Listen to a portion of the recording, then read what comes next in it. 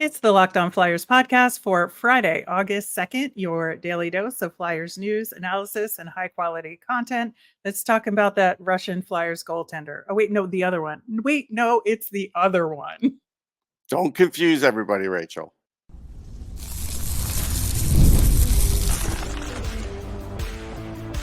You're Locked On Flyers, your daily podcast on the Philadelphia Flyers. Part of the Locked On Podcast Network. Your team every day. Hey there, and thanks for making Locked On Flyers your first listen every day. I am Rachel Donner. You can find me on Twitter at rmiriam. I'm here, as always, with Russ Cohen, who's on all your favorite social media apps at Sportsology. We are at Locked On Flyers on Twitter, Instagram, Threads, and Blue Sky as well. Today's episode is brought to you by FanDuel. Make every moment more. This summer, FanDuel is hooking up all customers with a booster bonus daily. That's right. There's something for everyone all day, all summer long. Visit FanDuel.com/lockedon to get started. You can find us over on YouTube or on the SiriusXM app or anywhere you listen to podcasts. Subscribe to get our latest episode as soon as it's available here on the Locked On Podcast Network, your team every day. We will be talking about Yegor Zavragin on today's show, that other Russian goaltending prospect for the Flyers. But there is a bit of Lehigh Valley Phantoms news and Flyers adjacent news, we'll say. So the Phantoms officially did announce the Cooper Marody signing. It's a 2-year AHL contract, as we thought, but good to see it in writing and it's all official. He should be a good asset to the team and helpful in developing the team's prospects. I like him. I mean, I've liked him since the USHL, so I'm happy he's in the organization. He's a great guy to have. Absolutely. And they also released their preseason schedule. There's going to be 3 games that they'll play ahead of this upcoming season. 2 of them are at home, one against Wilkes-Barre Scranton and one against Hershey, and then a game on the road at Wilkes-Barre Scranton. So a nice little short tune-up for the Phantoms. Yeah. Of course, that'll follow a long Flyers camp where then it gets kind of siphoned off into Phantoms camp. So they have a little bit of a shorter time in terms of getting ramped up for that. And then our old pal Chuck Fletcher was hired by the New Jersey Devils organization as an advisor to their hockey operations department. They made a whole bunch of hires, but that one definitely stood out. There's no surprise. I mean, we knew Chuck would get hired again. He's a lifer in this league. I'm not shocked. I saw him at the draft. I mean, he's going to stay in the game. He's got a family lineage, and that, even if you don't think he's doing a good job, he's got a name in the field, so he's going to stay in it. Yeah, he absolutely will. But interesting that it's like in division of the Flyers. Yeah. So I assume he does, have a higher degree of knowledge, obviously, about the division, given his previous job. So that may help him to some degree in this new role. But again, it's kind of a special advisor role, so he's not like a day-to-day guy. No. Or a GM. Which will be at home games, and yeah, it'll be one of those situations. But yeah, he's got some information on the Flyers for sure. I don't think they're necessarily looking at it like we've got to arm up against the Flyers. I don't think so. But, player-wise, sure. I mean, he might be eyeballing a player or two for the Devils down the road. Yep, could be. Turning our attention to Russian hockey and how it affects the Flyers, we are going to talk about Zavragin a little bit later in the show. But Russ, you wanted to take a look at what Dynamo Minsk is doing right now, because again, that is where Alexei Kolosov is likely to be playing this upcoming season, giving everything we know now. Not definite, but likely. Right. But they have also signed somebody else recently.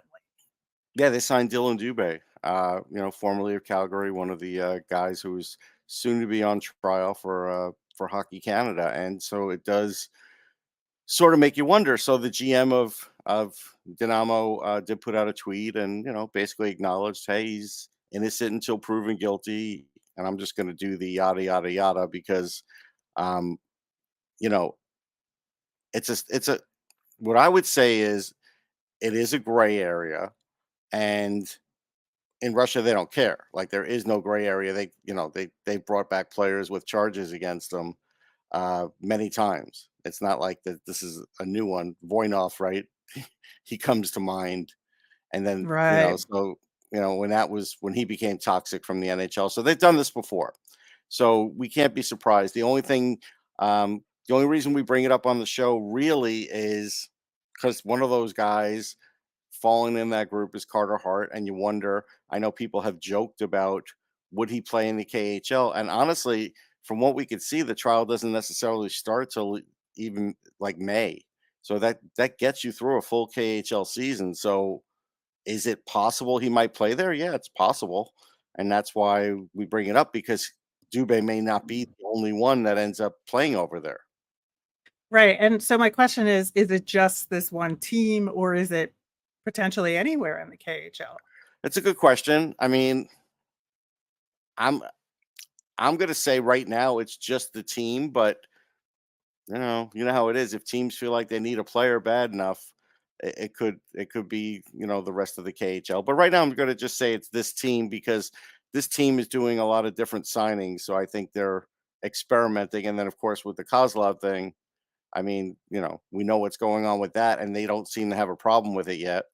So they don't seem to have a problem with a lot of things. Yeah, I think, you know, it's a very dicey Kolosov, what did I say? issue. Kozlov, Kolosov. Sorry. Right, right. It is a dicey issue, and I think that, you know, you hate to see it, honestly, but also that's what that league does, and so, it kinda is what it is there, and with them sort of declaring independence from international hockey in general in Russia, it's pretty much anything goes over there, and It really it is. I appears mean, so. everything they said is like, yeah, we're gonna, honor NHL stuff, but it's like until they don't, there is no real, fallback on that. So right now, it's not the wild, wild west, but it's getting there. It's close. Yeah, it really is. I think, stay tuned, I guess, but we shall see for sure. But moving over to Yegor Zavragin, our Flyers prospect goaltender, just as a reminder, he was a third round pick, 87th overall in the 2023 NHL draft. He's 6'2, 183. So typical size goalie, I think, that's getting drafted these days. Maybe a little on the shorter side, actually. Now Hmm. that I'm thinking about it, But at 6'2" is 6'2. okay. Yeah. 6'2 is fine. It was an interesting pick at the time because they had already chosen Carsen Bjarnason in the second round. And so to draft multiple goalies that high in the draft, I think, was unusual, for them to use a second and a third round pick on goaltending. And they just felt like he was too good to pass up. Really strong draft year season for him, but he was very young. He was drafted at 17, and even now, he's not even 19 yet. No. He turns 19 in a few weeks, in late August, and so he's got such a big runway to make it to the NHL. But, like, kind of what do you think the Flyers saw in him? And like, why are we talking about him today is the big Well, question, right? we're talking about him today because even in his draft year, Brad Allen from hockeyprospect.com and also Hockey Prospect Radio, where I used to be on the show, we've chatted about him. And so, we did chat about him at length just a couple months ago, and he really is progressing nicely. And Brad feels like he is the best goalie that the Flyers have for the future, and he doesn't get talked Mhm. about very often. And people were more focused on Kolosov, uh, maybe just because he was coming over and he had, and Zavragin has a three year deal, and he's going to finally play in the KHL this year.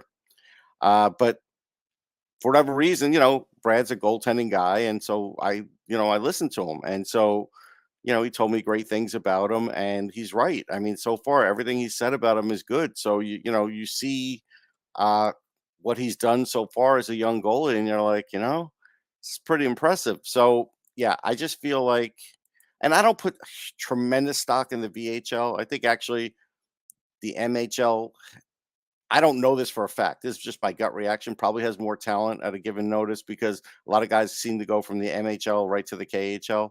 But the VHL, is another league to play. It is technically a higher league, Right. but he's done well. And so the fact that he's doing well uh, is a good thing. The Flyers don't really push him that much. And that's another thing. So I don't think the average fan really pays attention to him right now. Yeah, so we're going to talk a lot more about that and get into the details of his season Yeah. this year and the big goalie conundrum that the Flyers have found themselves in right now.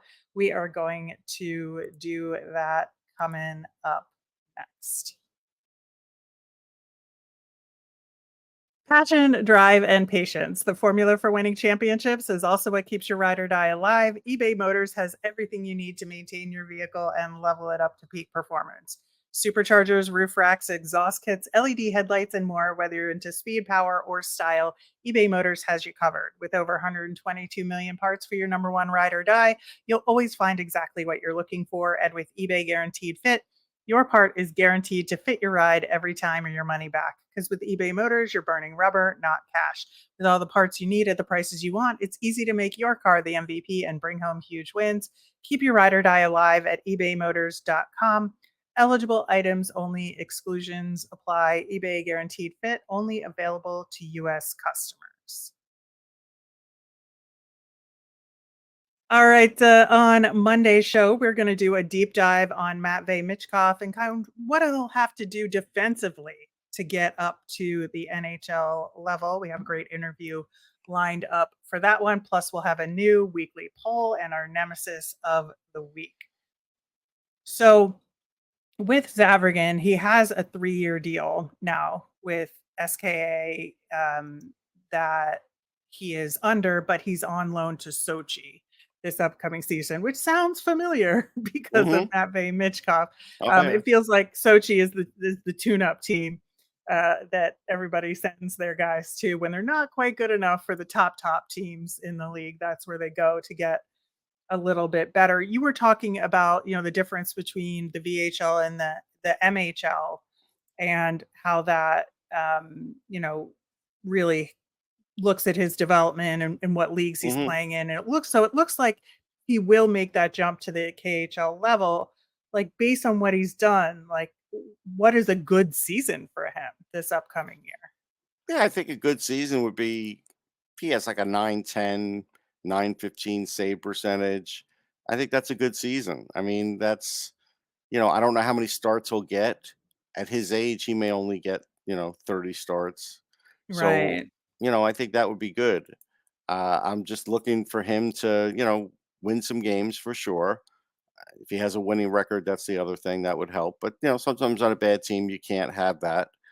And, should he become an all-star or anything like that, then that might speed him up and get him on the radar even quicker with Flyers fans. But, with the goalie situation the way it is, they don't have a goalie, especially now with Kolosov possibly not coming ever. Um, they don't have a goalie to bridge the gap yet based on contracts. Right. And what's interesting is that, because he was so young when he was drafted, he's only going to be 21 when his contract expires, which is still very young. Oh, yeah, And for goaltenders, especially, it's super young. And it so is.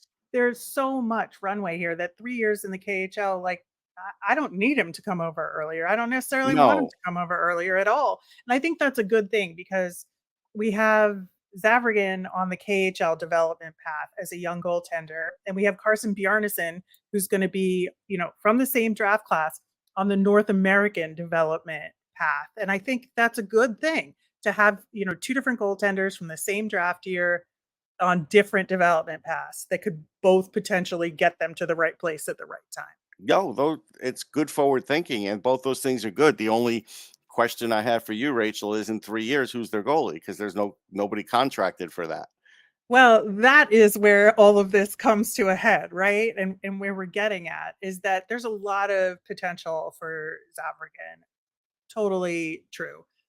Bjarnason, I think there's maybe a little bit more question mark, but only because we know more about him. So we have Correct. more data to ask those questions, right? Yeah. And looking at results. And it's hard to tell again because, he's not played on great teams, but we'll get there with him. And I feel like he'll have some opportunities to do more training like with the Flyers in the off Yeah. seasons and such. But I think that if you look at his development path versus Zavragin, obviously Bjarnason will be in the Flyers organization should that come to fruition much sooner, right? He already signed his ELC. Yes. So it's happening and that'll be sooner.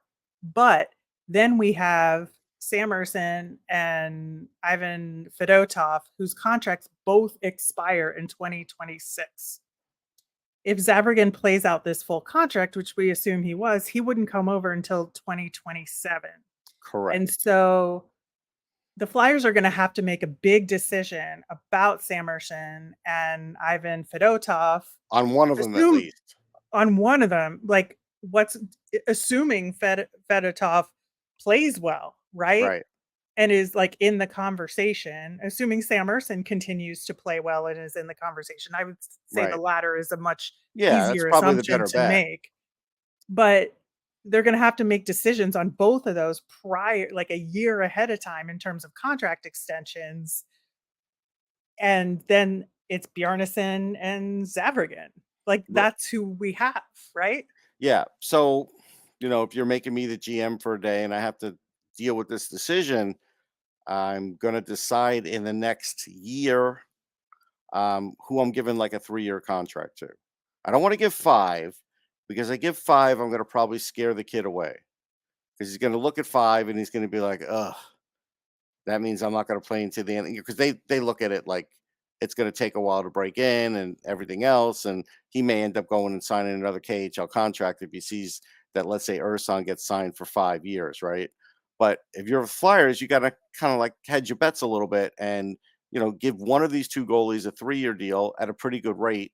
And this way, if that doesn't work out, you've got the other two guys coming. And maybe by year 3, of that 3-year deal, or even year 2, if one of them's really killing it, you've got a solution, and then that one who got the deal is in the backup. But if you do another Mm-hmm. situation like Brizgalov, like when they scared, they basically got rid of Bob, that could happen again, and you don't want that to happen. Right. And that's what's so crazy about all of this is that the Flyers are just in a very inconvenient position here with It's a this good one, timing. but it's one that you have to Yeah. manage financially the right way. Right. And, when the Flyers drafted 2 goaltenders in 2023, we talked about that specifically, that it was, a good idea for them to do that given Yes. that Zavragin especially fell to them in the draft. You just had to take him. And that's what the Flyers said. And it's a good problem to have. And we'll deal with it later. So that's what we talked about in 2023, Russ. Well, it's And already later, and now we're and it's later and the conversation has advanced a step, right? We're right. not at the head of the problem yet, No. right? But we are a step further toward that problem, especially given the Kolosov Right. situation. Right. That definitely speeds it up a little bit as far as immediacy, what you have to think about. And then by the end of the season, you should have an idea of who is the number one and who do you want to have long term. Because chances are, if Fedotov thinks he's really good and could be a number one in the league, but they give the bigger contract to Urson, Fedotov's not going to want to stay. He's not going to want to stay and be a backup. Um, Yeah. there's very little chance that he's going to just stay as a backup for his whole career. You know what I mean? Like, so Right. that's why you have to sort of, get the right idea about which one, because everybody wants to be a starter. And don't look at the Islanders situation because that situation's unique because, both those guys have been really good starters. And so that's the whole thing. But Fedotov would want to taste it being a starter if he feels like he's going to be. So that's why I Right. say that's the tricky part of this. Yeah, so it's going to be interesting to see how they manage starts between the two of them this upcoming season because I think that if they make up their minds by late this season, they're going to give that extension next summer and not wait Correct. the extra year. Yeah, there's no reason to wait. Like Hmm. you really want to have it in place because again, we're talking about two goalies. What if one of them gets hurt? Yep. Or even one of the two that we're talking about that you're thinking about signing gets hurt. Like that changes things, and that's the odds. You have to play the odds. Like there's the odds of both of these guys making it and the other two staying on the Flyers are nil. That's not going to happen. So that's why you have to start thinking, mapping it out for the future. Yeah, absolutely. And given that they're both under contract for that one more year, if you make your decision about the extension, the other one's still got to play the next season as the Right, you have them backup. under control, and that's good for you Yeah, because that gives because you you the have time. time. You're biding your time, correct? Yep, exactly. So, you know, this continues to be an issue, but I don't think it's a problem. I've said the It's word not a problem, problem. but No, it's an issue and it's something they're going to have to address. But I think, we get nervous about Kolosov, but I think there's options. The Flyers do have options, and they they do. do have goalie prospects. I would be shocked if they didn't pick goaltenders next draft as well to kind of replenish, but Mhm. they're in an okay shape. And No, they they've are. got I mean, some teams Cal don't even. Peterson to hold down the fort in Lehigh this year. That's fine. We've got a whole year to solve some of this, and I think they can do it. Yeah, I mean, it's only fine now because having Cal Peterson definitely complicated things. But that was a whole other show. Go listen to it. But yeah, at this moment, fine. Yep. All right. We are going to talk about the poll results about the Flyers' long term deals and which one you thought is going to work out best for the Flyers. We'll do that coming up next. I love sports. I love them so much, I never want them to stop. And now we're in full swing for summer sports like baseball. We absolutely miss hockey, but FanDuel lets me keep the sports going whenever I want. All I have to do is open the app and dream up bets anytime I'm in the mood. And this summer, FanDuel is hooking up all customers with a booster or bonus daily. That's right, there's something for everyone every day, all summer long. FanDuel has odds for Major League Baseball, the Paris games, with betting options on all the remaining sports, soccer, and so much more. So head over to fanduel.com/lockedon and start making the most out of your summer. FanDuel, official sports betting partner of Major League Baseball.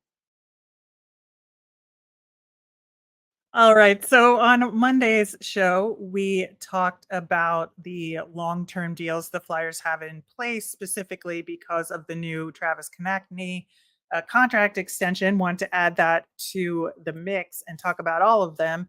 And then we wanted to see what y'all out there thought about these contracts and which one was going to turn out the best for the Flyers in the long run. And it was a very nice result, you would say, for Owen Tippett, with 69% of the vote here kind of running away with it. Was that what you expected, Russ? Yeah, it is because I expected it because he's showing promise and he's young and he's the youngest guy on the list, I believe, and so it makes sense. Yeah, I think so. I think partially because, you're right. He has the most potential there. He showed, significant improvement this past year. Um, you know, i- he was in a contract year, so year one of 8 of the deal starts next season. And it seems like this is the one that's going to pan out best. But I do think it is interesting because there were some people that were suggesting that Sanheim was the right option here, and he got the third most votes. We'll talk about Travis Konechny, but in second place. But in third place was Travis Sanheim, and I think That's a tough um, place for him to be. I wasn't sure I was figuring that one out. right, and I think it is interesting because one of the points that was made is that with a defenseman, and Andrew Fawcett said this in the comments, that as he regresses, there's more value in a defenseman that has regressed a little bit than a Yeah, forward that's in true. terms of their role.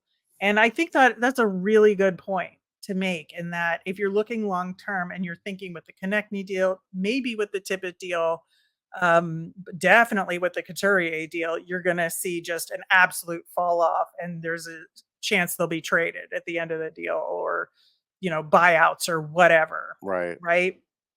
But with Sanheim's deal, that could potentially just not happen, because even a diminished Travis Sanheim is going to get third pairing minutes. Yeah. Right. Oh, yeah. Yeah. I mean, if he's number 5, he's still going to get a fair amount of minutes, 14, 15 a game. So, yeah, it's a smart play on that one. And I agree with that. Yeah, so Travis Konechny in second place with 23% of the vote.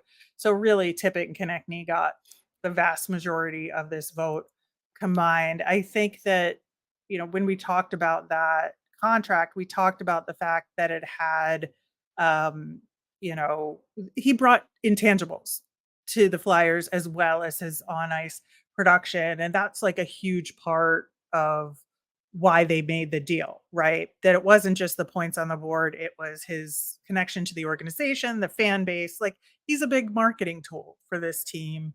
And his family is settled here now and he wants to stay here. And so there's a lot to that. And I think that's why he got some of those votes, is because there is like an emotional connection to him. Yeah, no question. And I think the emotional connection is showing, and that's fine. I get it. Yeah. Now Sean Couturier gets 1% of the vote. It's not zero. It's not It's not zero. 0. That's fair. But I think that's to be expected, just because it's a question mark. We saw some significant improvement early on this season. We saw that he wasn't really built to play out a full season and had some issues later on. He was benched. There's a whole thing, and so the confidence level is not high. But I think given the fact that he got the captaincy, he plays a huge role, and I think this upcoming season will affect what that percentage will be if you re-vote it at the end of next season. Yeah, I think it would be different. I agree with that. But, the thing about Sean is, like, right now, he could end up going into another CBA and then getting bought out. Like, that could happen. Listen, I don't want to think about buyouts down the road. Like, we have to at least have like a 2 to 3 year break of buyouts, having dead cap I space. understand that. I do. When the Flyers ostensibly will peak, they should not have any dead cap money on the roster. Yeah. Correct? Yeah. No, I mean, until you do. Right. So that would be on the other side of Right. that mountain, so to speak. But yeah, I love Sean Couturier, but yeah, my confidence in him playing out that contract is extremely low at this point. Yeah. But I think it's all pretty great in terms of what the Flyers have done in terms of who they've chosen for these long-term contracts, and like we said earlier in the week, I think they did a good job. Yeah, they have done a good job. And y'all did a great job giving us your opinions there. Your voice was heard. Owen Tippett is the guy right now. And we'll check back in on it after next season and see where we are with these long-term contracts. In the meantime, we will have a brand new poll for you coming up on next week's show. So stay tuned for that. I love all these weekly polls in the off season. It's really cool getting a sense of what y'all out there really want Yeah, we to get an idea what you're thinking. It's some interaction. I like it. Yeah, absolutely. We'll talk about Matvey Michkov on Monday. Plus, we'll have our new nemesis of the week. As a reminder, we always want to hear from you. If you've got mailbag questions, you can let us know on Twitter at Locked On Flyers. You can email us at lockedonflyers@gmail.com or comment over on YouTube. I'm Rachel. I'm on Twitter at rmiriam. That's RMIRIAM. I'm Russ. I'm at Sportsology, SPORTSOLOGY. Locked On has launched the first ever national sports 24/7 streaming channel on YouTube that's also available on Amazon Fire TV and the free Fire TV channels app. Locked On Sports Today is here for you 24/7, covering top sports stories of the day with local experts of Locked On, plus our national shows covering every league. Find Locked On Sports Today, now available on the free Fire TV channels app. Have a great weekend, everyone.